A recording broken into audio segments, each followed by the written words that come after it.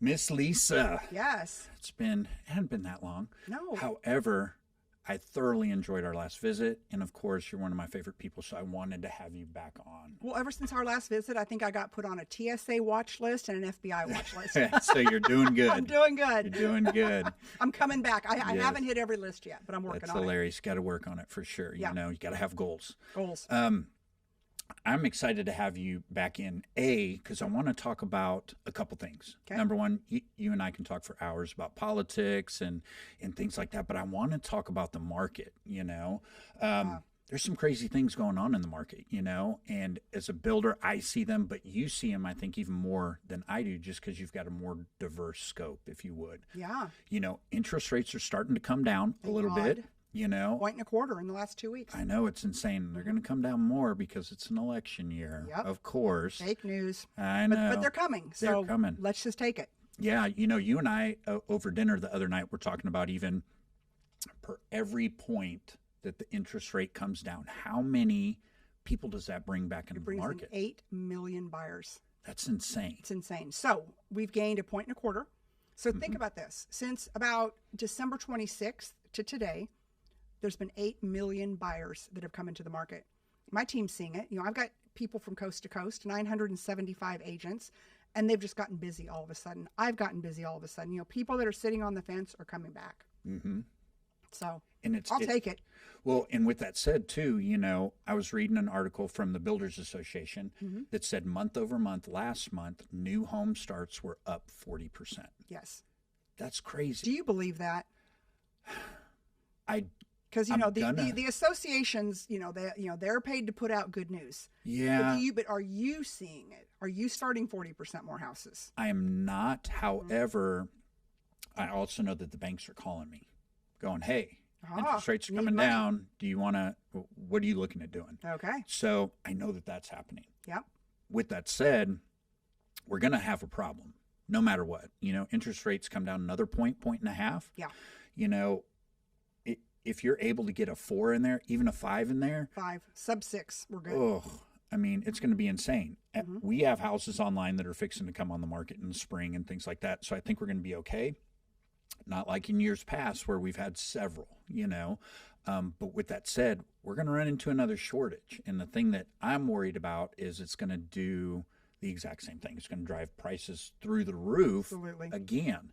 So it's almost like you either have high interest rates that keep some of those people out, or you have high prices that may keep some of those people out. And it's going to be finding that happy medium. And when that interest rate drops that point, there's going to be a flood. And when that flood happens, it's going to take everything down that's available, Right. and then prices will start coming up. So interesting. I had the senior vice president of Capital Title yesterday on my podcast. And she said that in the last 4 weeks, builders and developers have started taking down all these developments. They've called and they said, okay, we're back on now. Mm-hmm. So to your point, when the builders start taking down the lots, when the builders start coming into the developments, they know. Because what I know is, first-time home buyers, it's 40%. So new homes are 40% of what they buy. That's why we got hung in COVID. One of the many reasons, because the new home builders had to quit building because of COVID. So all of the pressure was put on the pre-owned inventory, right? So people that would normally go into a new home were having to buy used houses. Of course, the whole world wanted to move to Texas. They got the hell out of California, New York, and all the other blue states. Yep. So they were coming to California and Texas. So that put pressure on us. Then we had sellers that didn't want to sell because they didn't want people in their house because they were afraid of germs. So all of that being said, we had a crazy amount of pressure put on the market. I don't think we're going to have that kind of pressure put on the market again. You have 3%, you have not enough inventory, you have no new inventory, and you've got people migrating from every corner of the earth to get to Texas. Like perfect storm. Yeah. I do think that we're going to see 2 to 3 offers on every property. I do. I don't think we're going to see 20 to 30. Yeah.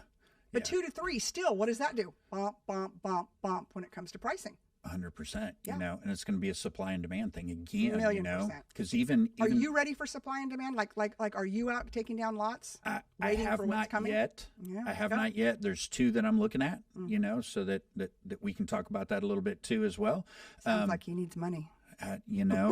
Investors are always a great thing, especially for what we're doing these days. We're interested in paid off income producing properties, and we want to put a dent in multifamily. Yeah. We want to. Well, I mean, your strategy's brilliant. You and I talked about a couple of your projects, and I was in Arizona with the co-author of Rich Dad, Poor Dad, Sharon Lechter. And she was interested in investing in one of yours after I laid it out to her. So, and of course, I'm investing in several other people. So the strategy works, right? It makes but sense. you have to be a smart investor.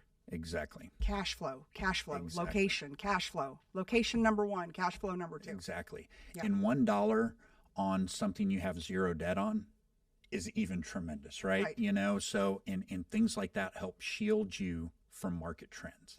The market goes down. If you have something that you're running and you don't have any debt on it, you've got a lot more flexibility than those that are fully leveraged. Yeah, and you're not panicked and you're not freaking out. And you might take a temporary renter for half price. Who cares? Yep. It's just money. And it's still cash flow at that point, right? Exactly.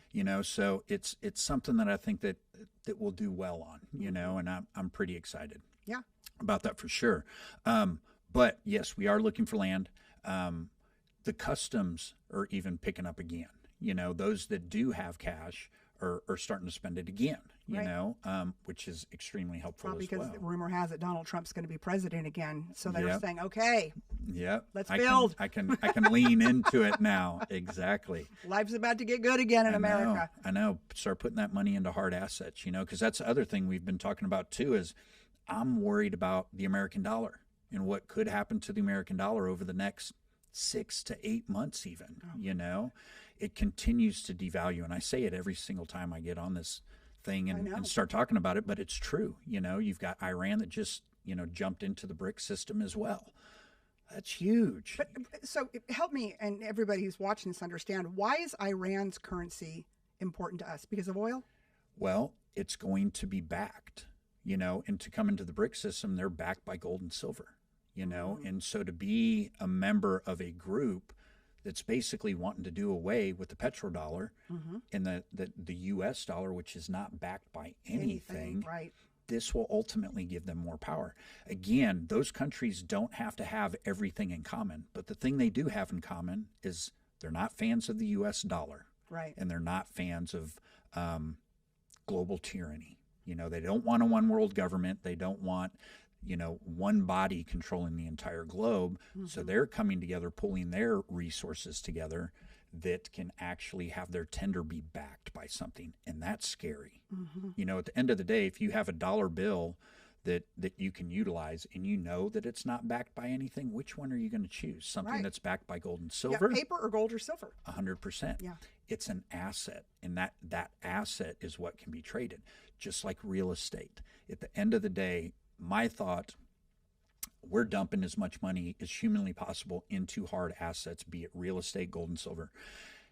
Because if something happens to that dollar, there will be a new currency, right? Whether that's crypto, whether that's Bitcoin, no matter what, I truly think the American dollar is going to disappear within the next 12 months. With that said, you're more of a conspiracist than I am, well, which I didn't think was possible. Well, and it's just watching what's going on around us, right? And all the distractions. 100%. Why all of a sudden is Epstein's list so important? We've always known who was on that list. 100%. And then the problem is that Donald Trump was not on the list. Exactly. And because it was not on the list. Yep. Exactly. Exactly. And it's, eyewitnesses and people have sworn testimony saying that they never saw him with anybody and things of that nature. Exactly. So it kind of disproves that point. But let's look at what was going on while that whole rigmarole is going on about the Epstein list. Come to find out, sounds like JP Morgan Chase is having some issues. Wow. And what is driving them down? Is it their real estate holdings? Is it their credit card, their debt holdings? Like, what is it? I believe it's the debt holdings, and with that said, with the devaluation of the dollar, right. I think they're hurting. Right. And I think they're also getting ready for a reset of some sort. And it's a currency reset. And we're due for it. Wouldn't it be interesting if China or someone came in and bailed them out? Because then China's going to hold the assets, all the real estate assets. Yep. They'll hold the debt too, but they'll just make that go away. And that's scary. Yeah, it's terrifying. But with that said, if you hold real estate free and clear, you hold that asset. Exactly. And even if that dollar changes, to, no matter to what it is, it'll have a value. It'll have a value. To the yin and yang, or whatever we're going to call this thing. Exactly. Right. So it'll have a valuation. 100%. So it's wild. I've been watching, a lot of these very wealthy people in elites, if you would, buy mass amounts of property. And I've thought to myself, why are they doing that? Well, it makes sense. If you are going to have a transition of currency, you want to put all of your money or your depleting currency into an asset that's going to hold a value, so that when that asset or that currency changes from one thing to another, you can now cash out and now be wealthy in that new currency. Because if you have those American dollars in your pocket and it goes to zero, you have nothing. But if you have it in an asset, gold, silver, real estate, things that they're not making any more of. Right. So the three assets we both agree on is gold, silver, and real estate. Is that it? 100%. Yeah. Anything you can tangibly hold and that they aren't necessarily making any more of. Right. And that's the thing that I look at, is burying myself into those things that will still hold a value, that no matter what change happens will still be worth. It may go up, it may go down a little bit, but it'll always hold value. Well, and then it'll also, if you do it into real estate, it'll give you a cash flow. 100%. And it may be in the Tanzanian currency, whatever they're going to make up, but there'll be cash flow from that. There'll be an exchange. Yes. Yeah. And that's what is exciting to me. But the thing that's scary is that a lot of people don't even look at that. And most people look at their homes. That's the biggest investment that they will ever make. Right. And so you've got trapped equity in a lot of these positions and in homes and things like that. And, Texas, Florida, we've got homestead laws, and we're able to take HELOCs out on our properties and be able to use that money in different ways to either, purchase. Well, as long as there's a solvent banking system. Exactly. The day Chase Morgan goes down, I mean, I own a mortgage company. Yep. You know that, for 23 years. And Chase is probably our biggest servicer. Yeah. Who we sell to on the secondary market. Wow. So then what happens? I know. Well, I think even if they go down, they're just going to pop back up under a different currency, because they're one of the biggest. And some foreign government is going to bail them out. I mean, to me, that'll be the Chinese's easiest play to get into the American. Because what's happening, like Sarah Huckabee, and God bless her, and some of these other places, they're not allowing the Chinese to come in and buy anymore. Mm-hmm. So what's the quickest way for Chinese to come in and take a foothold in this country? Is own the debt. And own the asset. They own the asset. No, that's 100%. And a lot of Easy FHA peasy. loans. Yeah, a lot of FHA loans are basically backed by Chinese dollars. Well, but if Chase Morgan becomes, we're really conspiracy people here. But I saw President Trump last night talking, and he said, nobody messed with us when I was president. He said, China, Russia, Rocket Man, whatever he called him. Yeah. Kim Jong-un. Yeah, he's like, I used to talk to these people. Yeah. And he goes, of course I'm nice to the guy who has all the nuclear weapons. Yeah. Like, why wouldn't I be? But I'll tell you what, he didn't mess with me. Well, and the thing is it goes back to, there was common ground. Yeah. Again, you don't have to agree with everything nationwide, but you have to have common ground. And they had common ground. There were things that they didn't want. Absolutely. Yeah. So it's going to be real interesting. But the other thing too to bring up is, now that the Bitcoin ETF is out there, right, and BlackRock's got a hold of that, does that get juiced? This morning, even after the announcement yesterday, this morning I kind of watched it, and then Bitcoin started just skyrocketing. Along with all the other cryptos. This morning, they just went through the roof. And now they've come down a little bit, but they're still higher than they were the day before. And I think they're only going to continue to go higher. So since BlackRock's got their hands in almost every single thing in America, I wonder if that's going to slide in. And more importantly, they've got their hands on the real estate. Exactly. They made 48% of the single family purchases last year. That is insane. I mean, they're doing everything they can do to end home ownership. 100%. Because that's our only asset. Mm-hmm. Because they want to take that away from you. They don't want you to have power. They want us to be a country of renters, a country of people that have to fall into line. Yep. Right? You put on your mask, you take your vaccine, you do this, you do that, you do this, you do that, because we own your house. Exactly. You will not have a place to live. Yeah. Yeah. Why does this happen every time I talk to you? I don't know. We'll sit there and do this for hours. It's so depressing. I know. Oh. But the only thing you can do is kind of hedge that, right? At the end of the day, is try to figure out ways to oppose, or as a country come together to oppose this, because we're not going to come together as a country to oppose it, unfortunately. Unfortunately, I think our country is so divided. that I don't think that's the way to do it. Mm-hmm. Well, I don't know if it's not the way to do it, but I think that you and I both believe in personal responsibility. Yes. I don't expect you to pay my bills. Yep. You're not paying my bills. I'm not paying your bills. Yep. Right? We're entrepreneurs. But people have to take personal responsibility in this country. They need to listen to this podcast and go, okay, I hear what these two are saying. Mm-hmm. You need to do the research to understand that what we're saying is true. Mm-hmm. And then you need to start investing in real estate as fast as you can. Exactly. As fast as you ever live and can. Well, and it's a logical thing, right? And not all people are logical. Some people don't think with logic, they think with feelings. And unfortunately, facts don't care about your feelings. Right. But investing in something that has limited supply right. will always have value. Right. That's as simple as you can make it, right? Right. And in real estate's always that game. All millionaires and billionaires have massive real estate portfolios. 90% of the wealth in this country, this is a fact I got from Sharon Lechter, co-author of Rich Dad, Poor Dad, 90% of real estate in this country was either made, 90% of wealth in this country was either made in real estate, and 90% of the wealth is held in real estate. Mm-hmm. So there's that 10%. You made it in the stock Yep. market. You made it on an exit. You made it here. You made it there. But 90% is real estate. Yeah.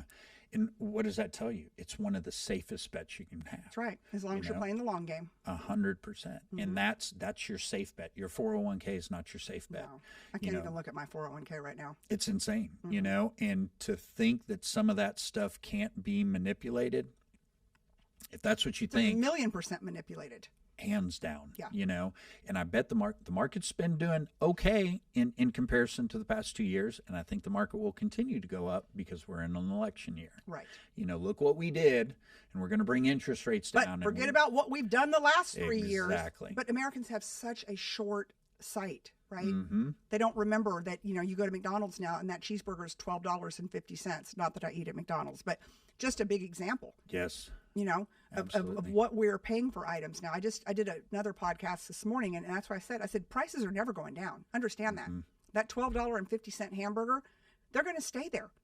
Because it's been tested, Yeah. and it worked. And their cost of goods might even go down, but they're not going to go down because they can get that from the American consumer. And they've proved it.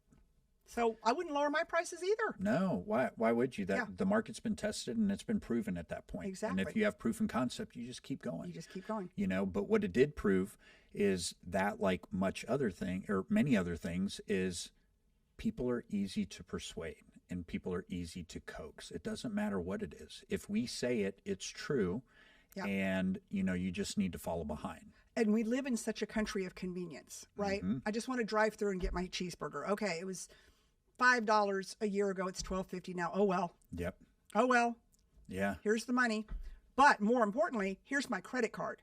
And credit card debt is so home equity is at an all-time high in this country right now. The average American has 48% equity. Holy cow. Kind of an interesting stat. I didn't know that. Yep. So all-time high, which is why we will not see 08 or 09 again. But flip to that is credit card debt is at an all-time high. Wow. Why? Because it's just, here's my credit card. I'll take 3 of those hamburgers now. It's $37. Yeah. I may not have it in my bank account, but I got it on my Chase card. Yep. So take my credit card. Wow. Yeah. Wow. It's true though. We were grocery shopping the other day, and just the prices of everything, milk and of course eggs, Yes. all that stuff is just outrageous. Yes. It's kind of funny. We always look at the price of beef. We have a cow slaughtered once a year, and we get grass-fed, grass-finished beef from a buddy of mine in Fredericksburg. Right. And it's half Wagyu, half Brangus. Phenomenal stuff. And it came out this last time. We just got one about a month ago. It came out to $5.80 a pound. And even in looking, that's what the nasty ground beef at the local supermarket's going for, and I look at that, and inflation is real. Yeah. It's very real. Every time, somehow the White House is in my Instagram feed. I do not know how, do not follow them. Yeah. Have not in 3 years. But bragging about Bidenomics and how I'm just like, I don't know what they're watching. People? But that goes. But you have to go read the comments.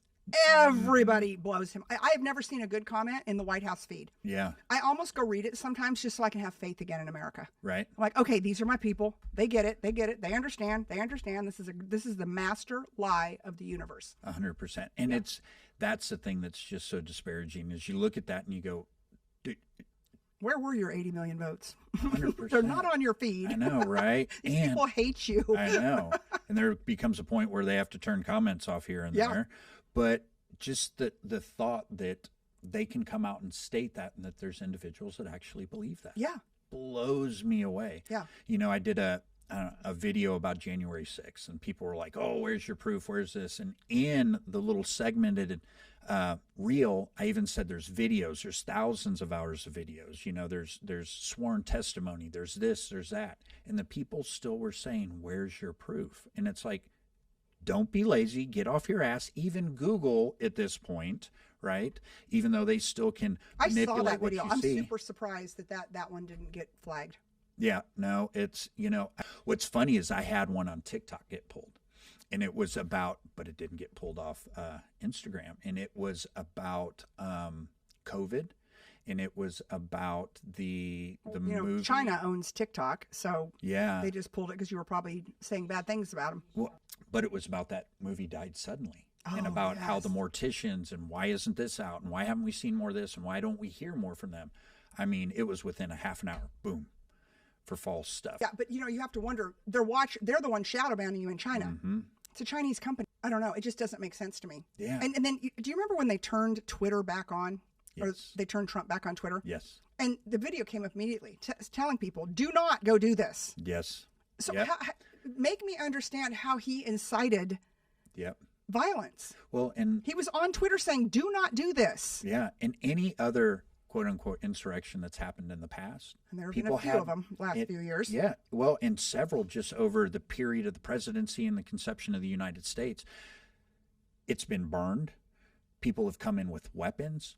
There were no weapons. Right. You know, I was talking about it earlier today. You've got sweet grandmas that are in jail for Why ridiculousness. is nobody talking about it? It's just insane. Where is grandma? Like, where are these people? I know. On top of it, where's Kamala Harris and her funds to get people out, much like the funds that she raised for BLM guys Right. and rioters to get them out of jail to help pay for their bail? Where is she?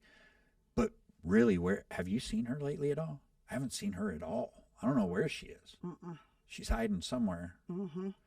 And it's just real interesting. Usually you see her little cackling hen somewhere, just She's somewhere somewhere out there. Yeah, but I haven't heard or seen her in quite a while.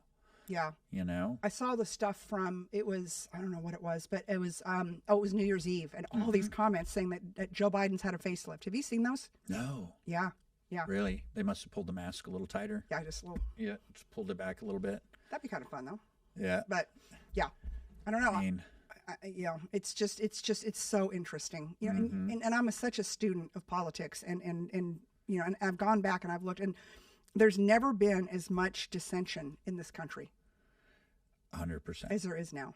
Yeah. And it's so polarized. You're either a Republican or you're a Democrat. And I'm like, okay, last time I checked, I'm an American. Hands down. And I do not call myself a Republican anymore because I'm so disgusted with so many of the Republicans Exactly. that I'm not a Republican Yeah, it's anymore. not I am a left or right. conservative. You know, I've got conservative values. I'm an entrepreneur, and I believe in America first. Mm-hmm. But I'm not a Republican. Yeah. Because I'm just not. Yeah. And so why? I mean, I just don't understand, like, why people can't come together and say we're all Americans. We have to save this country.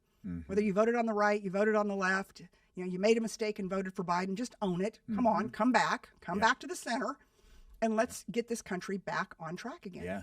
And while I think that we're still very divided, the thing that's very interesting, especially on my videos, I've gotten way more comments of support than negative, which brings some faith back, right?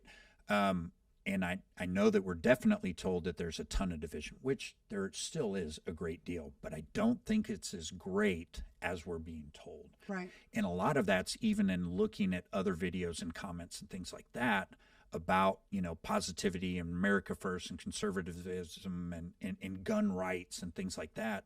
there's a ton of people out there that support, and it's always been the silent majority, but I think they're speaking up more now than ever, but it needs to be even more so. And why do we have to be silent if we love our country and we want what's best? Exactly. We want to save our country. We want to save our children. We want to save the families. We want to save our economy. We want to save business. We want to be able to protect ourselves.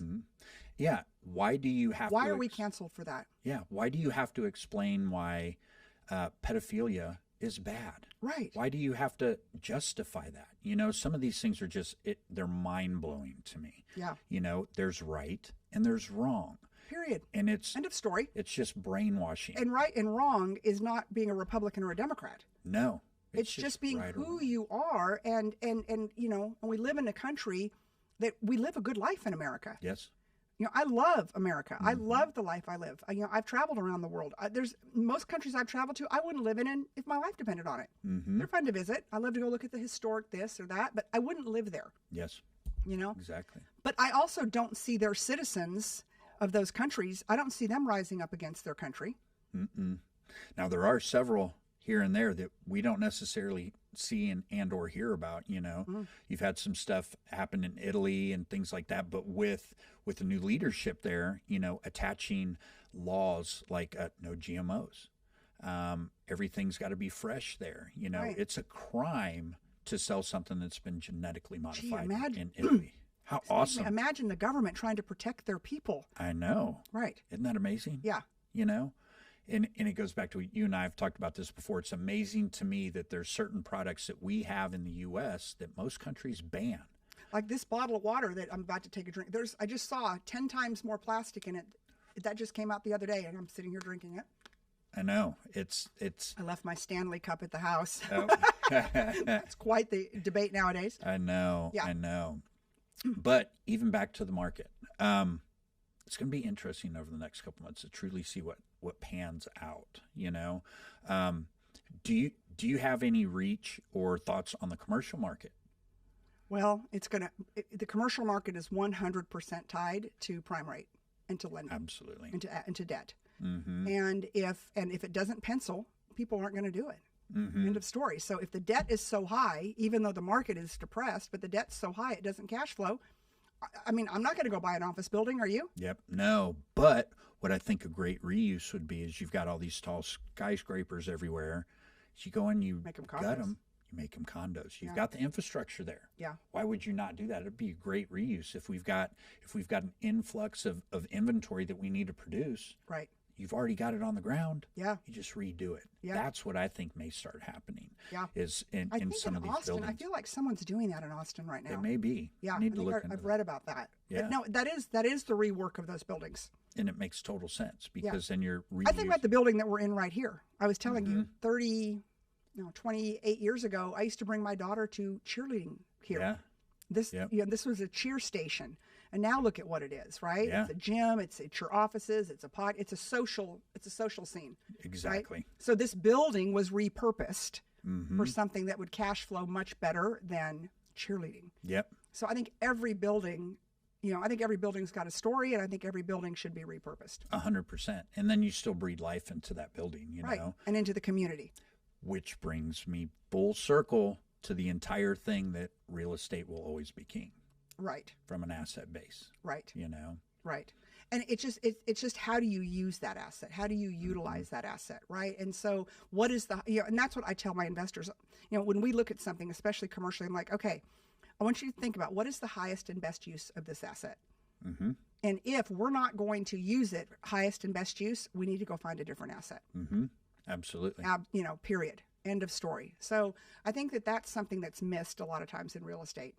In speculation and investing is highest and best use.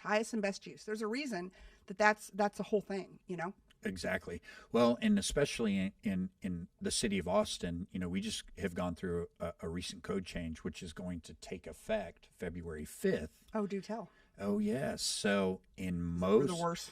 No, it's great for investors and developers, and while done correctly, can be great for the neighborhoods. Okay, we're talking about the city of Austin now, so it probably will not be done correctly. Well, and I'm going to tell you how they put their little crummy hands in this whole thing too.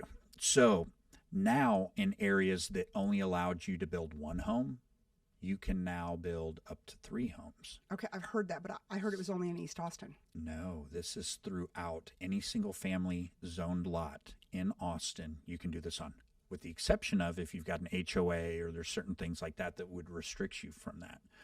But what does that leave? You've got, your larger lot areas, Allendale, Terrytown, 15 to 20,000 square foot lots. Can you imagine if you could put 3 homes that are 1,800 to 2,400 square foot, 3 stories tall?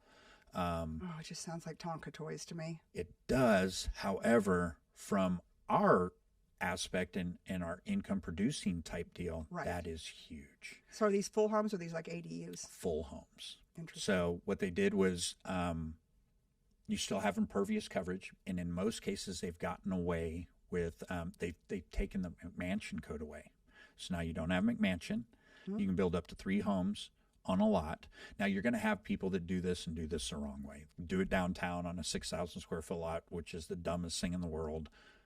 You need space. Well, so when I heard about this, it was on talk radio, and they were saying, well, that was the city council's way of helping these homeowners create cash flow to offset the higher property taxes. And I thought, that is so screwed up. It's going to cost them hundreds and thousands of dollars to build these properties.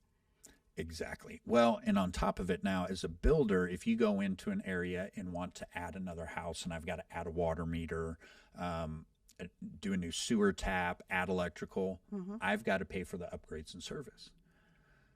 So I started thinking about this. I'm a stakeholder when it comes to a lot of these things with the city of Austin. My opinion gets asked. They kind of take my comments and throw them to the back burner. But my thought was, I see what you're doing, and they're selling this by means of, they're saying it's going to bring back affordability. Right. It's not. No. In the beginning, it will be a little more affordable until the market catches up. But what the city's getting out of this and what the utility companies are getting out of this is new infrastructure that they don't have to pay for. But who owns? Okay, so let's just say I own a big lot.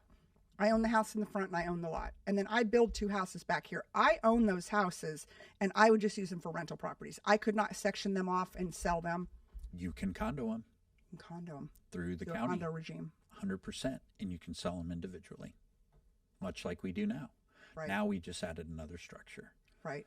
But with that said, again, going back to the utility aspect, in downtown, we had to replace a water line for the entire block to be able to service what we built. At Nash? Yes. Now, can you imagine?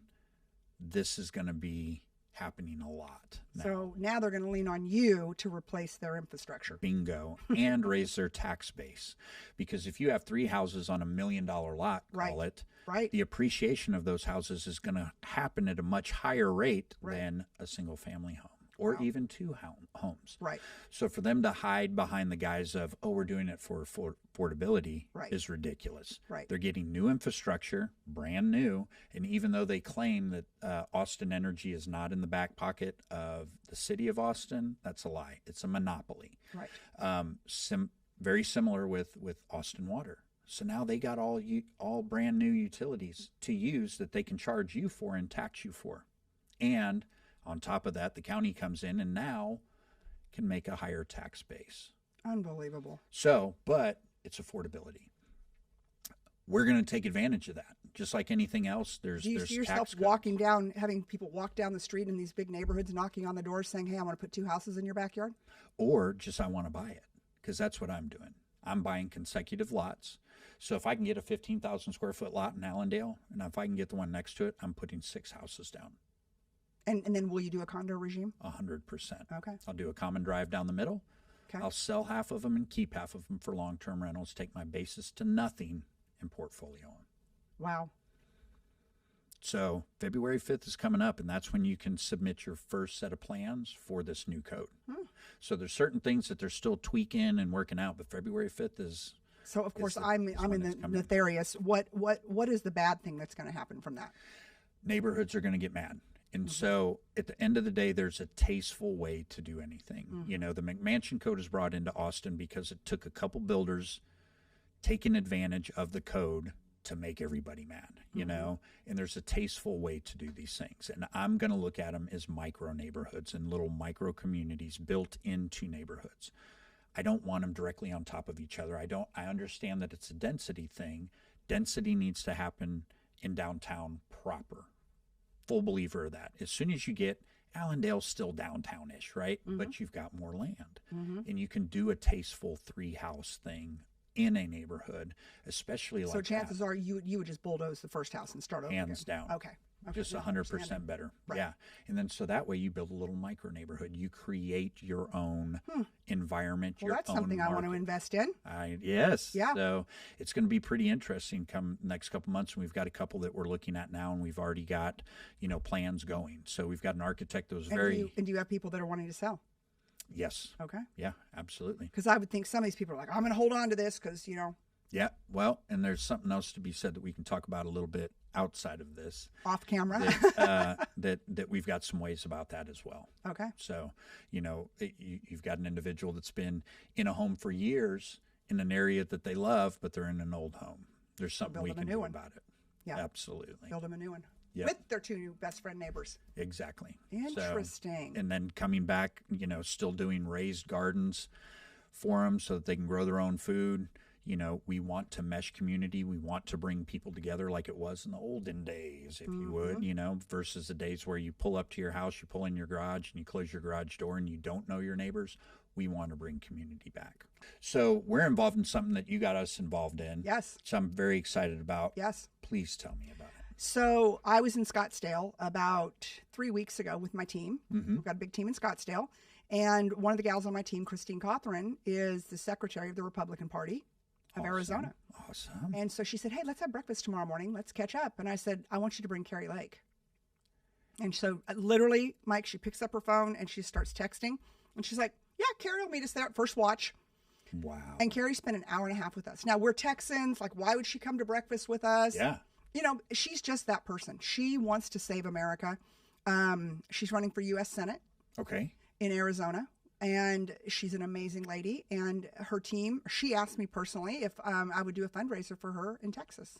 Awesome. So February 15th, you're on the host committee. Yes. You in Bristol. Very excited. And February 15th, we're holding a fundraiser for Carrie Lake in Round Rock, Texas, kind of in the middle. Yep. And she's flying in and she's going to give us her vision for America. Now, she did not say this to me, but I'm going to tell you, I believe that she'll run for president in the next 10 years. I think she'd be tremendous. She'll be a tremendous president.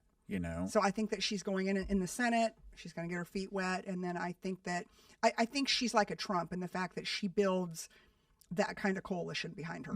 Carrie's one of those, you love her or you hate her, but there's nothing to hate about her. Yeah. She loves God. She loves her family. She loves her country. She's willing to put it all on the line to try to save Arizona. Arizona's in just a world of hurt. Yeah. She ran for governor of Arizona. And Arizona's got a worse border problem than we do. It is bad. If that's even imaginable, but it is. And, they've got all kinds of issues. And so, and I said, why do you do this? Like, you could go do anything. She's just so amazing in person. And she said, because I love my country, number one, foremost. And I'm willing to put it all on the line.